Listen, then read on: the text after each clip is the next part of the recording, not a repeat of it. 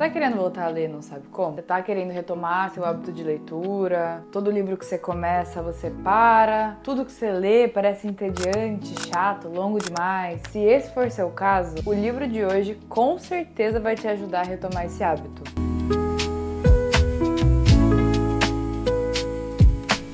A gente tá aqui para falar da Cabeça do Santo, da Socorro Racioli.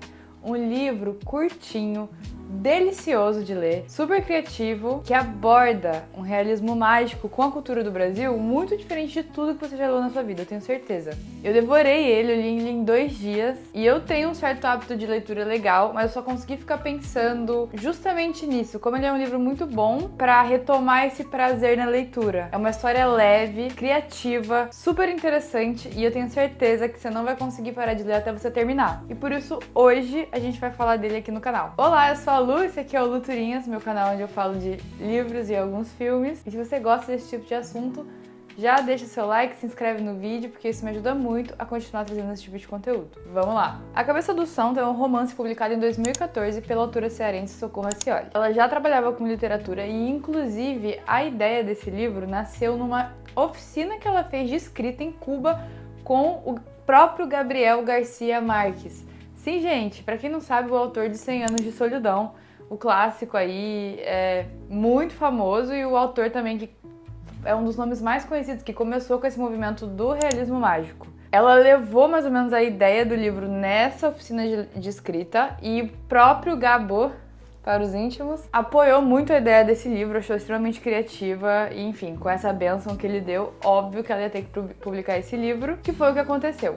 Essa influência do Gabriel Garcia Marques é justamente onde a gente vê o realismo mágico acontecendo no livro. Mas a forma que a Socorro Racioli faz isso é magistral. Ela tem uma voz 100% brasileira, dialoga com esse imaginário popular, com a fé católica do Nordeste e com moralidade sertaneja que realmente faz que esse realismo mágico faça muito sentido dentro da realidade dos brasileiros, assim. Então é muito interessante. Apesar de eu não morar no Nordeste, parece que o livro me teletransportou pra lá e me fez imergir mais na cultura dessa parte do país, que é muito interessante. O livro se passa numa cidade fictícia do Nordeste chamada Candeia, num universo marcado cheio de tradições, de crenças, e ele aborda vários temas como fé e religiosidade popular, solidão e ausência, busca por raízes e pertencimento, transformação social e a magia entrelaçada na realidade do cotidiano. E uma coisa muito interessante desse livro é que ele é baseado numa história real que inspirou muito a autora. Fato que aconteceu na cidade de Caridade, no nordeste do país, onde realmente existe uma cabeça de santo gigantesca caída pela cidade. Essa cabeça de santo foi feita para uma estátua gigante de Santo Antônio que seria instalada na cidade, mas essa instalação nunca aconteceu e a estátua acabou virando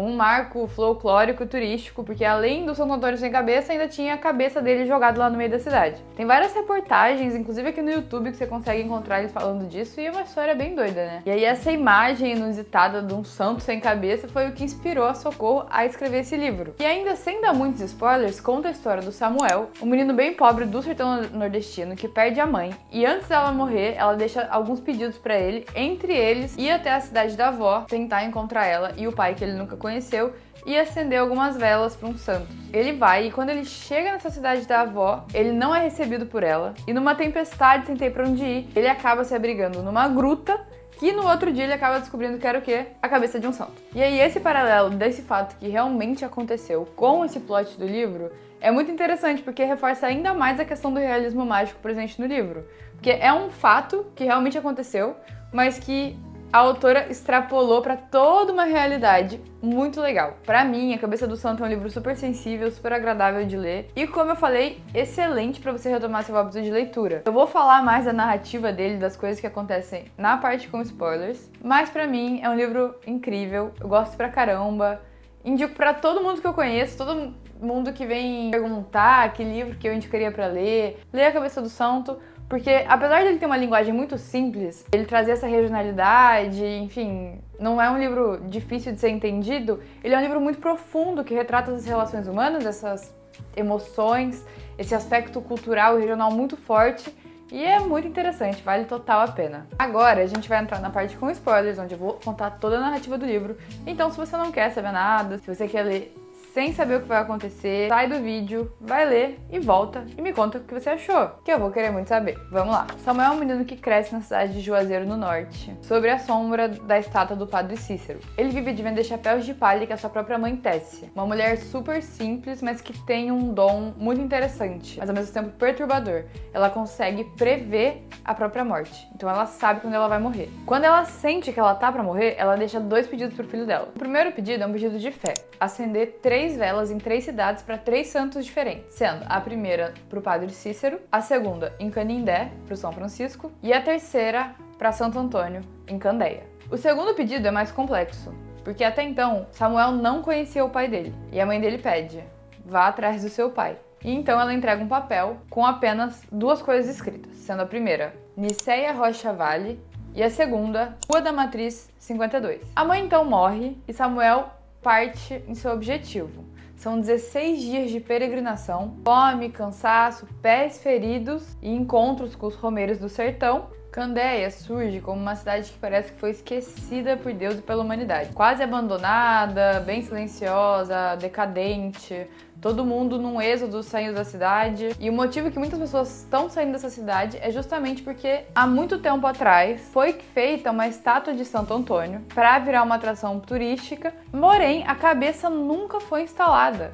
Então ficava uma estátua gigantesca de Santo Antônio sem cabeça. Uma visão bem esquisita. Desde então a cidade foi amaldiçoada, ninguém reza, ninguém vai lá, ninguém fica, o comércio morre, não existe turismo e as casas só vão se esvaziando. E logo quando ele chega, o Samuel já sente que ele não é bem-vindo ali. Ele chega exausto, com fome, sujo, depois de peregrinar por 16 dias no sertão, e já é maltratado pela Helenice, que é dona de um restaurante. Já recebe vários olhares desconfiados, como quem diz: sai daqui, ninguém te quer aqui não. Só que a coisa é pior, porque daí ele fala pra ela que ele tá procurando a avó dele. Aquele nome que tava no papel que a mãe dele deixou pra ele. Niceia Rocha Vale. E o pai dele, Manuel do Vale. O nome provoca um silêncio muito estranho. E ele, que já não estava sendo muito bem resolvido, agora é enxotado de vez pra fora do restaurante. Completamente desorientado, sem rumo, ele vai atrás da casa da avó, buscando algum tipo de conforto. Mas logo quando ele chega, a rejeição que ele recebe já é brutal. Niceia nega completamente o parentesco com ele, expulsa ele, rejeita ele e fala: fi, vai chover, sai daqui, ó, tá vindo uma tempestade, tem uma gruta ali na frente, vai dormir na gruta, aqui que você não vai dormir não. E o pobre do nosso amigo Samuel sai perdido, sem ter o que fazer, até achar essa gruta. No caminho ele ainda é ferido por um cachorro, e aí ele acaba dormindo na gruta mesmo, exausto, febril, todo molhado, cheio de fome. E de manhã ele é surpreendido, porque ele percebe que a gruta que ele dormiu a noite inteira, na verdade é a cabeça oca da estátua de Santo Antônio. E ali dentro tudo muda. Ele começa a escutar umas vozes, mas não eram simplesmente vozes falando com ele. Ele acha que tá maluco, mas na verdade as vozes que ele tá escutando são orações, são preces de mulheres e pessoas apaixonadas, pedindo para Santo Antônio encontrar o amor da vida delas ou facilitar alguma relação que elas já quisessem. Apesar de ele achar que tá ficando maluco no começo, ele começa a perceber que ele tem um dom. Ele não fazia ideia que ele tinha. Ele fica confuso e assustado, mas logo em seguida ele acaba conhecendo um personagem muito bom desse livro, que é o Francisco, que é filho do coveiro e que usa a cabeça do santo como um esconderijo. Pra quê? Você me pergunta. Para assistir revistas um pouco duvidosas, com imagens de mulheres sugestivas, se é que você me entende. Então a amizade deles começa super bem humorada, improvisada. Essas cenas deles se conhecendo são muito boas, gente, e genuinamente tiraram umas risadas de mim. Eles lembram umas duplas clássicas, tipo Chicó e João Grilo, sabe? É bem engraçadinho. E juntos eles falam: pô, tamo lascado aqui, ninguém tem dinheiro, não acontece nada nessa cidade. Vamos usar esse dom pra alguma coisa. Uma das vozes que ele mais escuta é a voz da Madeinusa. Atenção por esse nome. Essa menina é filha da Helenice, aquela queridona que brigou com ele no restaurante, não deu nada pra ele comer e ainda expulsou ele. E ela reza obsessivamente pra conseguir se casar com o doutor médico da cidade, o doutor Adriano. E aí o Samuel começa a usar essas informações que ele tem pra provocar encontros, situações, facilitar alguns relacionamentos. Como se as coisas que estão acontecendo fossem milagres, mas na verdade é o Samuel que tá provocando elas. Uma delas é quando ele escuta a Madeinusa falando numa oração que ela tinha roubado uma meia do médico e ela tratava essa meia como se fosse um objeto de adoração. Ele vai se consultar com o médico e ele fala na consulta: a próxima menina que entrar aqui vai te dar uma meia, a sua meia que tá perdida, e o Santo Antônio está falando para você casar com ela. Os dois se aproximam, ficam juntos, se casam, a cidade inteira fica em festa. E aí Candeia, que era essa cidade super morta, que não acontecia nada, que todo mundo era meio deprimido, começa a mudar. Ela volta a receber gente, o comércio local volta a rodar. Turistas vão até a cidade com essa promessa de que existe um santo casamenteiro aí que tá agindo sobre a vida das pessoas. Começam a ir até a estátua de Santo Antônio. Começa a se falar mais sobre Candeia até na rádio, o que atrai muitos turistas. Mas esse renascimento também incomoda algumas pessoas, principalmente uns poderosos, que estavam querendo fazer uma especulação imobiliária em cima da cidade, estavam esperando acontecer o êxodo total das pessoas para vender as terras ali para um grande empreendimento imobiliário. E tudo que estava acontecendo ali, esse renascimento de Candeia, não estava nos planos dele. Samuel ele passa a ser ameaçado, sofre uma tentativa de assassinato, mas ele se recusa a ir embora, porque também ele ainda precisa cumprir o último pedido da mãe. E aí, nesse momento, além das preces, ele começa a escutar uma nova coisa dentro da cabeça do santo. Uma mulher cantando, com uma voz muito linda, mas num idioma meio diferente, no idioma crioulo falado em Cabo Verde. E ele se apaixona por essa voz antes mesmo dele conhecer o rosto da pessoa que está cantando. O livro revela que essa voz é a voz da Rosário, e a Rosário não é nada menos do que filha de Fernando, o ex-marido da Helenice, a mulher do restaurante, que não é uma mulher muito legal.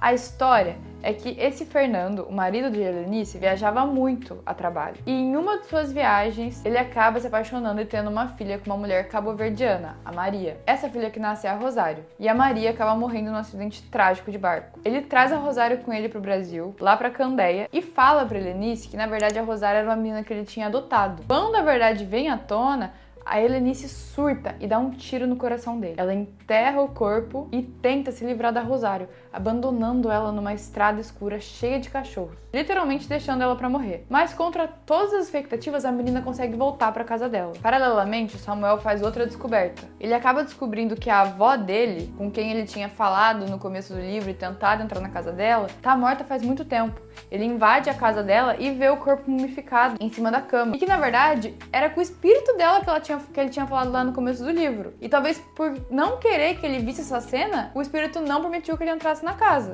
Nesse momento também é comunicado pro Samuel que eles vão explodir a cabeça do santo. E ele precisa sair às pressas de lá. Mas ele repara que dentro da cabeça tem um M. E descobre que esse M é atribuído ao Minucioso, que era o engenheiro responsável por construir a cabeça do santo. E que todo mundo na cidade odiava ele. Por essa grande besteirada que ele fez de ter construído uma cabeça de um santo que arruinou tudo da cidade, né? Enfim, ele sai fugido em direção a Canindé, onde ele precisava acender a última vela para São Francisco. E quando ele chega, ele começa a conversar ali com os pés de São Francisco, que também é uma estátua muito grande, e começa a escutar alguém falando com ele, uma voz. Nessa hora que ele fala, gente, socorro, mais uma estátua que fala comigo.